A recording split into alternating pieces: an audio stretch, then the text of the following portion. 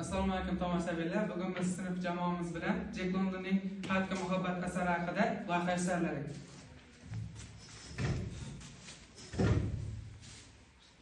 İnsanın acizligi deganda nima tushunasiz? Aynan asardagi qaysi voqeadir?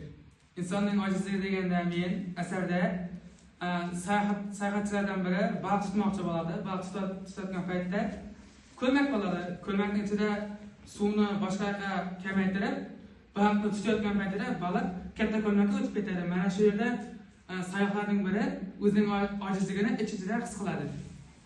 İnsaniyat shunday yaralganki, moddiy ma'naviyat sari o'zining hayotini tubdan o'zgartirib yuboradi. Bu qanchalik to'g'ri deb o'ylaysan? Men bu asarni o'qimasdan oldin ham bu savolingga javob topib qo'ygan edim. Insonning hozirgi hayotiga shukr qilmasdan, undan ham moddiy va ma'naviy taraflama bundan yuksakroq bo'lishni ko'zlab, o'zining tinch yurtidan, tinch oilasidan, urush bo'lib turgan joylarga borib ishlaganlarini ko'rganman. Va u qaytib kelgandan keyin hayoti avvalgi hayotiga 1000 martabalab rozi bo'lib yuboradi.